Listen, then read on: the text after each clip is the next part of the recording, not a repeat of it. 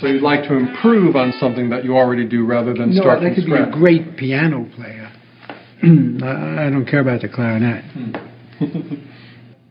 You're on death row. They're about to call you in and strap you into the gurney. So health is not an issue. What is your final meal? You know, the truth is, I can tell from unpleasant experiences I've had that you lose your appetite. And all that stuff about getting a nice meal and everything would go by the boards. I would just probably sit and be staring forward, unable to eat anything. And there'll be more from Woody Allen next week. But now on Radio 4, the first of a new series of Desert Island Discs.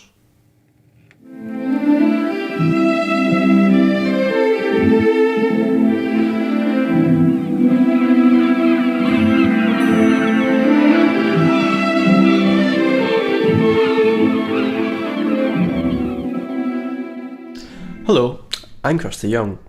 My castaway this week is actor and poet Charles Thompson, a man who needs no introduction. Charles Thompson was born in Glasgow, Scotland, and before resolving to his current position of being one of Scotland's leading actors, as well as a critically acclaimed poet, he held a variety of different jobs throughout Glasgow's industrial 1960s, including shipbuilding alongside contemporaries Billy Connolly and Matt McGinn. So, Charles, what was it like working alongside Connolly? It must have been pretty hard graft during those times. Well, it was, but Garfield, A Tale of Two Kitties isn't a role you turn down. It's always a delight to be involved in work of Dickens, even if the link is as tenuous as a title allusion, which was the case here.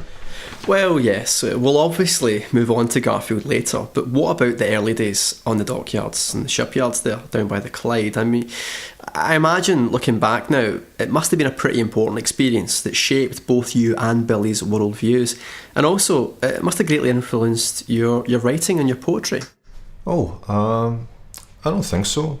No, not really. Why don't you tell me then about your first track? The first song I've chosen is quite an upbeat and carefree track and can still instantly take me back to those heady days working with Billy, always joking and falling about laughing with the rest of the crew, getting scolded for messing around and not concentrating. What a wonderful group of people we had though. On Garfield? No, at Upper Clyde Shipbuilders. We needed something to keep our spirits high, so we would hear this come on the old transistor radio and we'd all sing along. I can almost hear our voices ringing out across the I-beams as I picture those days. And that song was Sandstorm by Darude.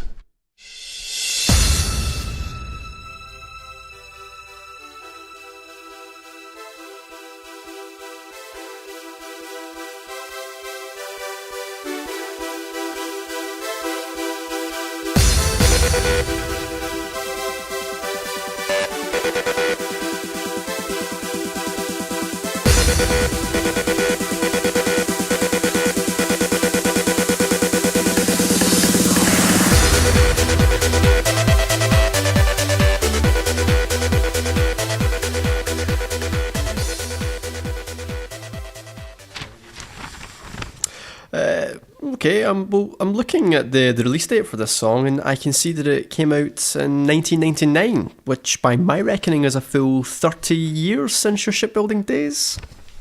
Come to think of it, I was thinking about the set of Garfield. Yeah.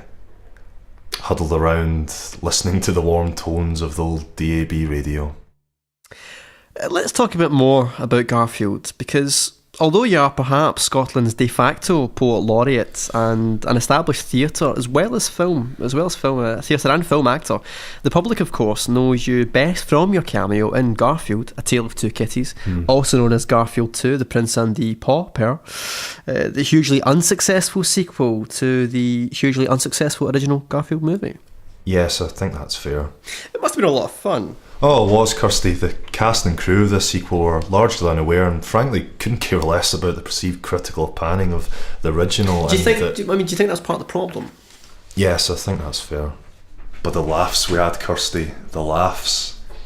Me and Billy, and well, I don't think I've ever laughed for so hard and so long for such an extended run of days and weeks. The animals were so well behaved in comparison. You wouldn't believe me if I told you just how few takes that Garfield needed to nail a scene. Oh, really? I wasn't aware. Except on Mondays. Right, yeah. Well, it was obviously a bit of Hollywood magic. They had to have people like Billy Murray do the speaking for them. It's just that many, if not all, critics felt that the film was extremely tepid and unoriginal, lacking any, in fact, all resemblance really to Davis's sharp comic strip. Yes, I think that's fair, but the laughs, Kirsty. Your mother died tragically around that time from cancer of the face. That must have been very hard for you. Yes, it was, Kirsty. It couldn't have been helped. Billy helped me through it, though. He took on a sort of Mr. Brown role and comforted me during my grief. You weren't laughing anymore, were you? No, Kirsty. And to make matters worse, Billy insisted on calling me Your Majesty or Victoria, while deeply frowning and in a very sorrowful voice. Not in a mocking way, but he had just assumed his role entirely, and I spiralled into a deep, deep depression. And it was at this point that you turned to music to get you through, is that right? Yes, Kirsty. I was also given counselling at the time, which was of great help. They suggested that rather than avoiding the downbeat, sad music that I was drawn to at the time, I should let it envelope me and let it take me wherever it takes me, hopefully to a better place. And one particular song was the linchpin in all this.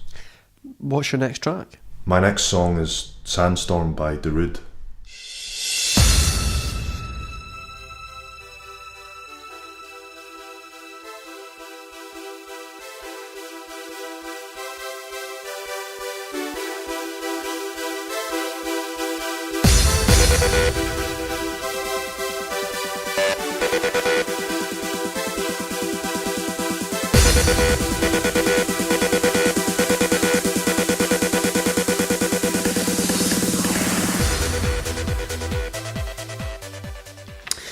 Okay, Charles, I'll be giving you the Bible and the complete works of Shakespeare.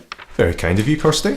No, not literally, of course. Everything we have been discussing is entirely figurative. Okay, yes, I think that's fair. Well, what other non-reference book would you take with you? I think I'll take a copy of The Goblet of Fire by Harry Potter. J.K. Rowling?